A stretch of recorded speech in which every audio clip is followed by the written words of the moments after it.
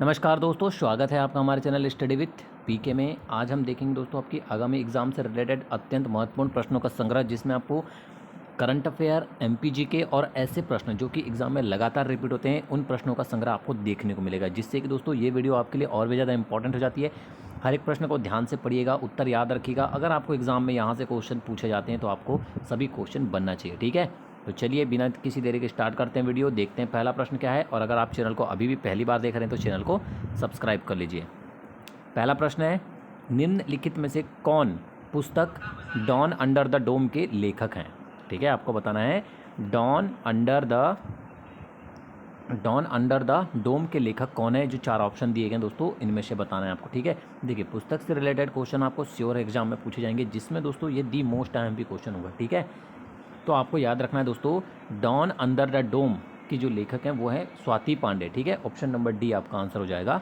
स्वाति पांडे ने यह पुस्तक लिखी है, ठीक है, याद रहेगा आपको, don under the dome, Swati Pandey.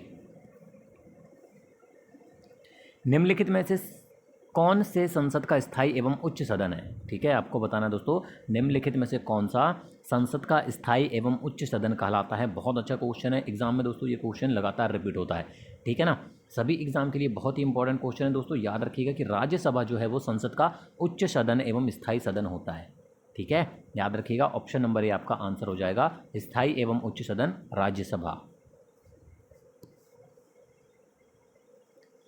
विश्व वायु गुणवत्ता रिपोर्ट 2020 के अनुसार किस शहर को वैश्विक स्तर पर सबसे प्रदूषित राजधानी के रूप में स्थान दिया गया है? दी मोस्ट IMP क्वेश्चन है एग्जाम के लिए, ठीक है।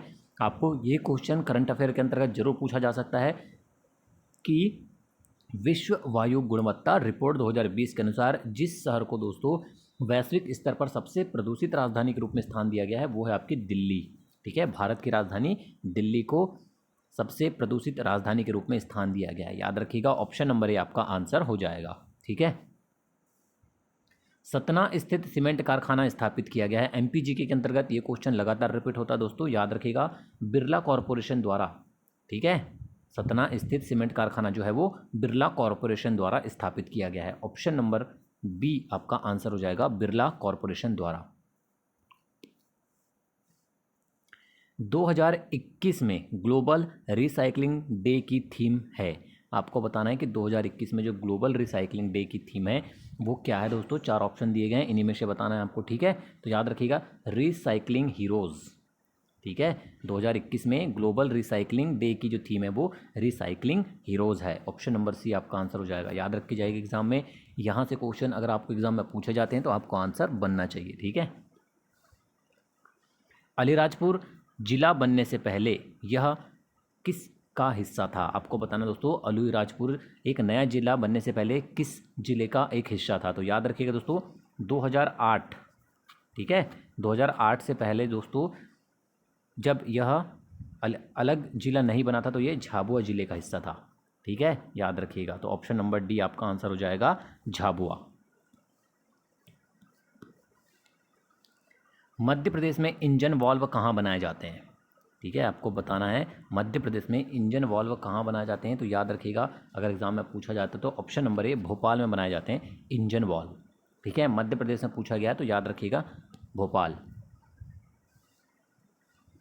निम्नलिखित में से किसने 67वें राष्ट्रीय पुरस्कार 2021 में सर्वश्रेष्ठ अभिनेता का पुरस्कार जीता है? ठीक है, आपको बताना है निम्नलिखित में से किसने 67वें राष्ट्रीय पुरस्कार 2021 में सर्वश्रेष्ठ अभिनेता का पुरस्कार जीता। ये क्वेश्चन श्योर है, आपको करंट अफेयर के अंतर्गत पूछा जाएगा एग्जाम में। मनोज वाजपेयी का नाम याद रखना है, ठीक है आपको। ऑप्शन नंबर डी आपका आंसर हो जाएगा, मनोज वाजपेयी ने 67वें राष्ट्रीय पुरस्कार 2021 में सर्वश्रेष्ठ अभिनेता का पुरस्कार जीता है। ऑप्शन नंबर डी याद रखिएगा, मनोज वाजपेयी। जयविलास महल कहाँ स्थित है? ठीक है, आपको दिए गए ऑप्शन में से बताना है कि जय विलास महल जो है दोस्तों वो कहाँ पर स्थित है। तो याद रख के जाइएगा, एग्जाम में अगर पूछा जाएगा तो ग्वालियर में स्थित है, ठीक है। जय विलास महल जो है वो ग्वालियर में स्थित है, ठीक है। मध्य प्रदेश में कब से जिलों का औद्योगिक आधार पर वर्गीकरण करना शुरू हुआ है? ठीक है, आपको बताना है मध्य प्रदेश में कब से जो 4 ऑप्शन दिए गए हैं आपको, इनमें से बताना है कि जिलों का औद्योगिक आधार पर वर्गीकरण करना शुरू हुआ है। तो दोस्तों याद रखिएगा वर्ष 1990 से। ऑप्शन नंबर ए आपका आंसर हो जाएगा, वर्ष 1990 से मध्य प्रदेश में जिलों का औद्योगिक आधार पर वर्गीकरण करना शुरू हुआ है। ठीक है, याद रखिएगा। किस फिल्म ने 67वें राष्ट्रीय पुरस्कार 2021 में सर्वश्रेष्ठ हिंदी फिल्म का पुरस्कार जीता है? मोस्ट आईएमपी क्वेश्चन होगा एग्जाम के लिए, बिल्कुल आपको करंट अफेयर के अंतर्गत ये क्वेश्चन पूछा जाएगा। तो याद रखिएगा दोस्तों, छिछोरे फिल्म ने, ठीक है, छिछोरे फिल्म ने 67वें राष्ट्रीय पुरस्कार 2021 में सर्वश्रेष्ठ हिंदी फिल्म का पुरस्कार जीता है। ऑप्शन नंबर ए याद रखिएगा। ठीक है। कीटनाशक औषधियों के निर्माण हेतु संयंत्र किस जिले में स्थापित किया गया है? को बताना है कि कीटनाशक औषधियों के निर्माण हेतु जो संयंत्र है दोस्तों, वो मध्य प्रदेश के किस जिले में स्थापित किया गया है? तो याद रखिएगा दोस्तों, बीना, जो कि सागर जिले में स्थापित किया गया है। ठीक है, ऑप्शन नंबर सी आपका आंसर हो जाएगा, सागर जिले में स्थापित किया गया है। कहाँ पर? बीना में। किस उद्योग को आधुनिक सभ्यता के लिए सबसे मूलभूत आधार माना जाता है? ठीक है, बहुत अच्छा क्वेश्चन दोस्तों। आपको बताना है कि किस उद्योग को आधुनिक सभ्यता के लिए सबसे मूलभूत आधार माना जाता है। तो अगर एग्जाम में पूछा जाता है तो याद रखिएगा लोहा व इस्पात उद्योग को। ठीक है, लोहा व इस्पात उद्योग को आधुनिक सभ्यता के लिए सबसे मूलभूत आधार माना जाता है। ऑप्शन नंबर बी आपका आंसर हो जाएगा। टेडरिंग पोर्टल प्रणीत किस संगठन द्वारा शुरू किया गया है? ठीक है, आपको बताना दोस्तों, टेडरिंग पोर्टल प्रणीत जो है वो किस संगठन द्वारा शुरू किया गया है? मोस्ट आईएमपी क्वेश्चन होगा, आपको याद रखिएगा पावर ग्रिड। ठीक है, पावर ग्रिड द्वारा शुरू किया गया है टेडरिंग पोर्टल प्रणीत। ठीक है। अलाउद्दीन खिलजी ने किस हिंदू शासक को राय रैन की उपाधि दी? मोस्ट आईएमपी क्वेश्चन दोस्तों, आपको बताना है कि अलाउद्दीन खिलजी द्वारा किस हिंदू शासक को राय रायन की उपाधि दी गई थी? तो बहुत अच्छा क्वेश्चन है, काफ़ी बार एग्जाम में रिपीट होता है ये, रामचंद्र देव को। ठीक है, ऑप्शन नंबर ए याद रखिएगा, रामचंद्र देव को अलाउद्दीन खिलजी द्वारा राय रायन की उपाधि दी गई थी। ठीक है। नेक्स्ट क्वेश्चन है, किस राज्य सरकार ने भारत का पहला सरकार द्वारा संचालित पशु एम्बुलेंस नेटवर्क लॉन्च किया है? The most IMP question exam के लिए, करंट अफेयर के अंतर्गत जरूरी क्वेश्चन आपको पूछा जाएगा कि किस राज्य सरकार ने भारत का पहला सरकार द्वारा संचालित पशु एम्बुलेंस नेटवर्क लॉन्च किया है दोस्तों? तो याद रखिएगा आंध्र प्रदेश ने। ठीक है, आंध्र प्रदेश राज्य सरकार ने भारत का पहला सरकार द्वारा संचालित पशु एम्बुलेंस नेटवर्क लॉन्च किया है। ऑप्शन नंबर सी याद रख के जाइएगा एग्जाम में। ठीक है। आरबीआई ने, रिजर्व बैंक ऑफ इंडिया ने कर्मचारियों को कमीशन देने के लिए किस बैंक पर 2 करोड़ रुपए का जुर्माना लगाया है? ठीक है, आपको बताना दोस्तों कि आरबीआई द्वारा किस बैंक पर यह जुर्माना लगाया है कर्मचारियों को कमीशन देने के लिए। ठीक है, और कितने का जुर्माना लगाया है ये भी याद रखना है आपको, 2 करोड़ का। ठीक है, तो ये लगा है दोस्तों आपको भारतीय स्टेट बैंक पर। ठीक है, किस बैंक पर लगा है ये जुर्माना? भारतीय स्टेट बैंक पर लगा है जुर्माना। ठीक है, कितने रुपए का? 2 करोड़ रुपए का। याद रखिएगा ऑप्शन नंबर बी आपका आंसर हो जाएगा, भारतीय state bank. Software technology park कहाँ स्थित है? आपको बताना दोस्तों, मध्य प्रदेश के किस शहर में सॉफ्टवेयर टेक्नोलॉजी पार्क स्थित है? दिए गए ऑप्शन में से जो आंसर होगा दोस्तों आपका याद रखिएगा ऑप्शन नंबर ए इंदौर। ठीक है, यहाँ पर आपका सॉफ्टवेयर टेक्नोलॉजी पार्क स्थित है। ठीक है, याद रखिएगा। भारत में आयुध निर्माण दिवस कब मनाया जाता है? ठीक है, आपको बताना है दोस्तों, भारत में आयुध निर्माण दिवस कब मनाया जाता है? अगर एग्जाम में पूछ लिया जाए तो याद रखिएगा दोस्तों 18 मार्च को मनाया जाता है। ठीक है, 18 मार्च को भारत में आयुध निर्माण दिवस मनाया जाता है। ठीक है, 18 मार्च याद रखिएगा। दिवस से रिलेटेड क्वेश्चन भी आपको एग्जाम में पूछे जाते हैं, जिसमें अगर ये पूछा जाए कि भारत में आयुध निर्माण दिवस कब मनाया जाता है तो 18 मार्च याद रखना है। वर्ल्ड टीबी डे 2021 का विषय क्या है? ठीक है, बहुत अच्छा क्वेश्चन है, आपको बताना है वर्ल्ड टीबी डे 2021 का विषय क्या है। तो अगर एग्जाम में पूछा जाए तो याद रखिएगा द क्लॉक इज टिकिंग। ठीक है, द क्लॉक इज टिकिंग जो है दोस्तों वर्ल्ड टीबी डे 2021 का विषय है। और अगर आपको पूछा जाए कि वर्ल्ड टीबी डे कब मनाया जाता है तो 24 मार्च याद रखना है आपको। ठीक है, 24 मार्च को वर्ल्ड टीबी डे मनाया जाता है। और वर्ल्ड टीबी डे 2021 का विषय क्या है अगर एग्जाम में पूछा जाए तो द क्लॉक इज टिकिंग याद रखना है। निर्यात संवर्धन औद्योगिक पार्क कहाँ स्थापित किया गया है? ठीक है, आपको बताना दोस्तों निर्यात संवर्धन औद्योगिक पार्क कहाँ पर स्थापित किया गया है? अगर एग्जाम में पूछ लिया जाए तो याद रखिएगा पीतमपुर में। ठीक है, ऑप्शन नंबर बी आपका आंसर हो जाएगा, पीतमपुर में स्थापित किया गया है। किस मुगल सम्राट ने तंबाकू के प्रयोग को निषिद्ध किया? ठीक है, ये भी क्वेश्चन काफ़ी बार एग्जाम में रिपीट होता है दोस्तों, तो याद रखिएगा। जिस मुगल सम्राट द्वारा तंबाकू के प्रयोग को निषिद्ध किया गया था वो मुगल सम्राट है आपका जहांगीर। ठीक है, याद रखिएगा, ऑप्शन नंबर बी आपका आंसर हो जाएगा। ऐसे भी दोस्तों क्वेश्चन एग्जाम में पूछे जाते हैं, तो आपको इनके आंसर पता होना चाहिए। मध्य प्रदेश में निर्यात निगम की स्थापना कब की गई थी? ठीक है, आपको बताना है मध्य प्रदेश में निर्यात निगम की स्थापना कब की गई थी। अगर पूछा जाएगा तो याद रखिएगा 1977 में। ठीक है, वर्ष 1977 में मध्य प्रदेश में निर्यात निगम की स्थापना की गई थी। ऑप्शन नंबर बी दोस्तों आपका आंसर हो जाएगा। ठीक है,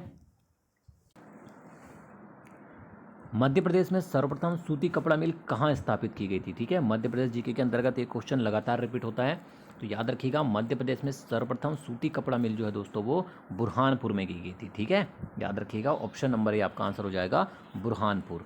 ठीक है, चलिए आगे बढ़ते हैं।